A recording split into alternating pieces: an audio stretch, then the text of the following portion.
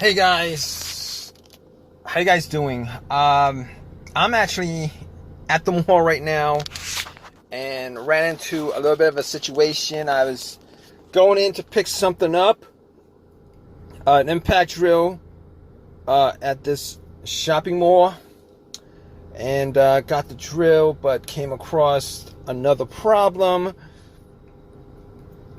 Basically, my car is having issues cranking, and I've spent the last hour trying to get it to crank, but nothing seems to work at all.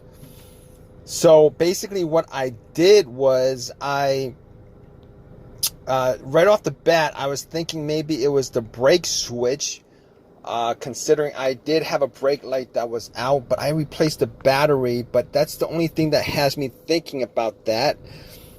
Good thing there's a lot of people walking around, because I actually tested it out, had asked somebody to look at my brake lights while I press on the brakes. I pressed on the brakes and the brake light was good.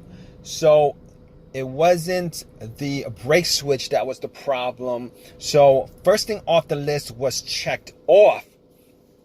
So going down the list, I'm thinking to myself, it's not the brake light. What's the most likely scenario of a situation like this? And it might have been the battery.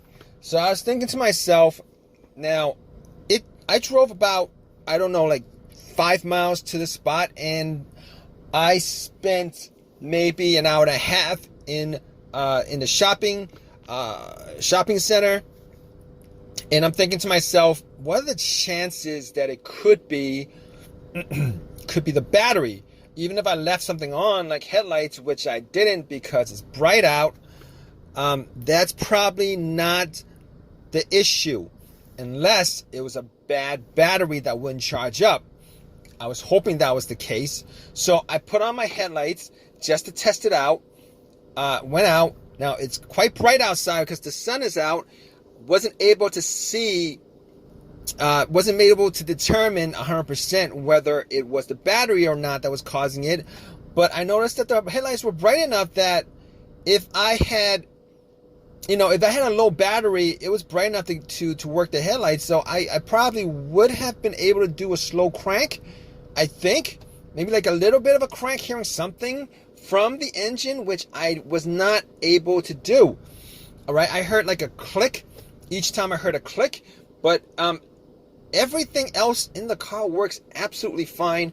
The window works. The radio came on as soon as I try to turn on the car. Vent, the blower from the vents work. And all the dash light came on as normal. I did not recall having a check engine light. I don't think there's one on at this moment. So, as far as everything else is concerned, it's fine. Everything is fine, except I can't get the car to turn over. So I went out and got the hood up, looked under it, looked at the battery. And granted, the battery hasn't been changed in about 3 years. So I was thinking to myself, maybe it's time to change the battery up. Perhaps it's time to change the battery up. Perhaps that's the problem, right? And the terminal were a bit dirty. So what I did was I went back into the mall, got a couple of brushes, metal brushes, and a can of Coke. Pour a can of Coke on terminals, took the terminals off, and then I brushed off the debris. And there was like a lot of whitish, bluish kind of debris on there. So I was like, okay. It wasn't tight. I never actually tightened the terminals to the battery. It was tight enough where I could just bump it in. Like, I think last time I took a wrench and I just bump it in. And what I did was I was able to, twist it back and forth just to get the terminals off. Put some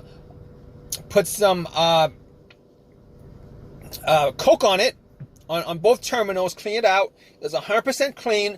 Popped it back on, and tried to turn the car on after that, and nothing. Now, I couldn't say 100% it was battery at that point, but thinking about it, I was like, okay, so this is what the situation is, all right? I'm going to have to ask somebody to try to give me a boost, all right? So I waited. I waited a little bit because obviously I'm in a tight parking spot. There's a car in front of me. There's a car in back of me. And I was thinking to myself, okay, what to do at this point? Okay, so I went through a couple of other scenarios, and I was able to get, but before I get to the other scenarios, I was able to get somebody to give me a jump. The car that was right next to me, the guy, was nice enough to give me a jump. I had pretty long jumper cables. So got the cables on, wait a couple minutes, try to turn it on that way, and nothing. Just heard a click. The click was a little bit stronger, but I just heard a click. Nothing else happened. So at that point, I was like, I already ruled out a couple of things. I can rule out the battery because that jump should have just started the car up. And on top of that, I could, okay, all right, let's, okay, I actually did look at the negative line that was on the negative terminal of the battery. That's also important when you're looking for something that could be causing it, because a bad ground could cause a no start issue. All right, even if the battery's 100% good, or getting a jump on it. So I was like, okay. I did actually look at the ground before that when I cleaned up the terminals, and the ground was good, so I could rule out the battery 100%. I could rule out the battery. On top of that, at that point, I could also rule out the alternator. All right. So basically, if you guys don't know what the test for the alternator is, most of the time, if you guys have a bad alternator, the alternator goes dead on you. It will go dead on you while your car was on, while your engine was on, while your car was driving. It will go dead on you. All right. Normally, that's what happens when you have a bad alternator. So there's a rare chance that your alternator was bad. All right, and it wasn't charging up your battery, but you drove it to the very extent to where it died out after you parked it, and then you couldn't get it to park. That's a rare occasion that it happened. But the reason why I could rule out the alternator is because once you jump the battery, your car should be able to start just from the jump alone. And once you take the cables off, obviously, if the alternator is bad, you're not getting any kind of electricity to the battery. It'll die out on you, which didn't happen because the car didn't turn on at all. So I could rule out that. I could rule out all those things. At this point, I could rule out all those things because my car wasn't running when it died. It was sitting parked for a good hour and a half, and then I got in, tried to turn it on. It didn't do anything, and that's my situation at this point. All right. So knowing all of that, I was like, let's move on to what else it could be. All right. Maybe it's the relay. Maybe it's the fuses. That's the next most predictable thing as far as no starts are concerned, especially when there's no cranks. And I actually did think about maybe it was the fuel pump. That idea did come up, but it's not going to matter because it's just not going to matter because I can't get the car to crank. Normally, if you can get your car to crank and then it wouldn't turn over, that would be a no start, but a cranking situation, which could be a fuel line that could basically cause an issue like that. All right, but back to the fuses, which has something to do with the fuses. I'm looking at the fuses and trying to spot whether there is something that was burnt, a burnt fuse. Now I wasn't able to do any of that because I could do the smell test, see if there's any, like the visual test, see if there's any kind of burnt, brownish look on any of the fuses. Didn't appear to me like any of that was present. But going back to what my going back to what, uh, now going back to all the experiences that I've had with fuses causing a no start, I could pretty much pin it down to two ways of figuring out whether your fuses would be a component of your no start situation. All right. Now, one of those ways you can figure it out is, okay, I had this instance where I had a Honda where I had no power inside the car whatsoever. There was like no power at all inside the car, as if terminals were taken off and there's no connection to a battery or a power source. Nothing worked inside the car. It was completely dead. So thinking about that, when I had that problem, it was a fuse problem. It was a main fuse that blew. All right, that main fuse connected the cable that came from the positive of the battery terminal to the fuse. It's to the fuse box itself. Now, the way I figured that out was, I actually took two screwdrivers that I had, and I connected one portion of it to another portion, to the other portion of it, where the fuses touch the two fuse terminals. I put that together, and everything started beeping, turned on, etc. At that point, I knew it was that main fuse that was causing my issue. So when I had that issue, once I put that fuse in, it started working again. Everything worked fine. Everything worked good. Everything was good after that. So I knew it was the main fuse. That was one instance where I had a fuse issue. Unfortunately, that's not the situation I'm having here, because I'm getting full power. I'm getting 100% full power, except my car's not cranking over. It's not like my car is completely dead like that previous issue I had. I have like power for everything, for the power windows, for the remote. That's how I got into my car.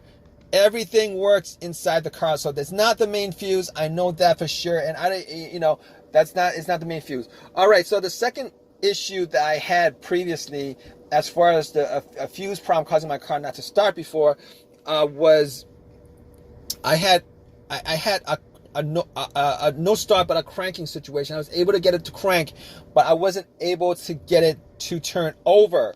Now, going back to my fuel pump, when I was trying to figure out whether it was, when I mentioned the fuel pump and how it relates to this, is I think the fuse was either the fuel pump or the fuse to the car's computer. All right, I had those two. It was either one of those two things. All right. Obviously, I'm not getting a crank, so I can't say that it's the fuel pump fuse that's causing the problem. I can also verify that it is not the car's computer that's causing the problem, or fuse that connects the car to the computer. Basically, I have a reader on me, an OBD2 reader on me, where I plugged it in, because first thing I did, I did that somewhere in between all this, just to figure out whether there's a check engine light or some kind, whether a code came up for the car, and it read everything. It says there's no codes, or everything was, it read everything. So the fact that it was able to read everything tells me that the computers in the car is fine. Like I'm not getting any kind of weird thing happening with anything. Everything works the way it's supposed to work, except it wouldn't crank. So going through all those situations, I don't believe it's the fuses, but I didn't have a fuse tester to test it. Now, I could have gone inside to buy a fuse tester, but I mean, seeing as how I've got at least a couple of fuse tester, and I didn't want to buy another one just for this situation, seeing as how I don't believe that it's the fuse that's causing the problem. Now, could it have been the relay? Going to the relay. Now, relays are a little bit more difficult to figure out. But I will say this. All right. every time I try to turn the car on, it would click.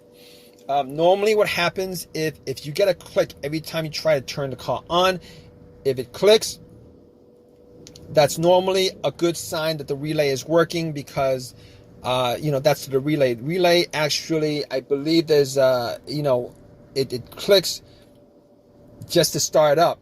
There's a click because apparently there's terminals that click together to connect the whole entire to get it to start, for lack of a better word, to get it to start. But seeing as how I was hearing a click each and every time I try to start, and I try to start this car maybe at least 15, maybe even 20 times. I was just going but I'm pretty sure it wasn't that it wasn't a relay because of that. Just because of that, I'm pretty sure it wasn't the relay. Which puts me in this situation where it's maybe the starter. Could be the starter, maybe the starter, could be the starter. Now, that I did not think of that firsthand, because I did have the starter swapped out maybe like 8 months ago. I swapped it out 8 months ago. And I only probably put in maybe like 15,000 miles on the car within those 8 months. And I was hoping that it wasn't the starter, because getting 15,000 miles out of now it wasn't a brand new starter I bought, it was a refurbished starter. Getting 15,000 miles out of a refurbished starter is not a good thing. All right, it's just not a good thing. All right, that's just a defective item if that's the case, because you're supposed to get well over 100,000 miles from it. All right, so basically, that's the situation. And there's a couple of ways to figure out the starter, whether it's a starter or not. If it was, you could actually try to, bang on the starter and try to start it. Try to do that. Now, I didn't do that because I didn't have a crowbar on me, and I didn't feel like going back into the shopping center to get one either, because I have a couple of crowbars, but I don't have one on me. Didn't have one on me, so I was like, okay, fine. That's, at this point, I pretty much gone through everything as far as, what I could think of was the problem. So I was like, I ended up calling AAA, and, they're supposed to come and pick up my car. And once I get home, I'm going to figure out everything as far as, what it is specifically that's causing it. If you guys are having the same situations, which I think you guys do, if you guys are watching this video, just go down the list of everything I've eliminated. All right, 90% of the time, you should be able to figure out what's causing your no start if you're in this kind of situation. But just hold on, all right, guys. I'm gonna give you guys an update on my situation. All right, guys. All right, guys. So this is I spent 2 hours waiting for AAA to pick my car up, but no big deal. AAA pays for itself. If you guys don't have AAA, I highly recommend AAA. If you guys don't have it, it's well worth it. But going back to this situation with my car, I retested everything. The fuses, rechecked the lines, redid everything as far as I could see. I redid everything, the fuses, the lines, every single thing, the battery itself. I even tried to jump that a couple of times, the battery, and it turned out that the one thing was probably the starter, because I did that relay test with a paper clip on the relay just to get around the whole relay, and it didn't start at all. It didn't crank. It made no noise. Didn't even hear a click. So I was like, okay, this is the situation. What I'm gonna do is, I'm like 99% sure it's a starter. So I went in, took everything out, and and pretty much got to the starter. All right, before I took it out, I actually placed a wire from the positive terminal to the solenoid of the starter. Try to bump it, got nothing from it. So I took it out, did the test again, got nothing from it. At that point, I was 100% sure it was a starter that was the problem.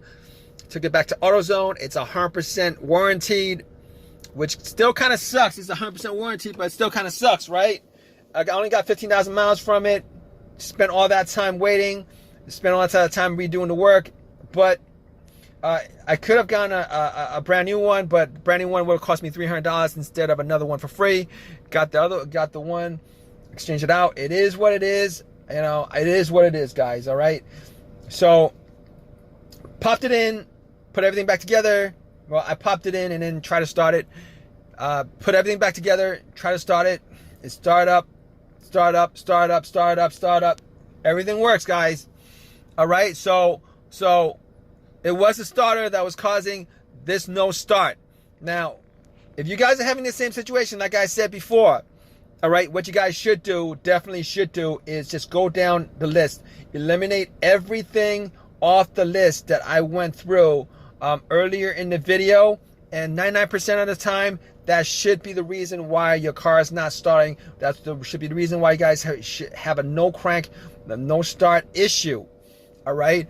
And if this has helped you guys out in any way, please give me a thumbs up. Please subscribe. If you guys have any comments at all, please leave your comments in the comment section. All right, guys, I really appreciate it. All right, guys, take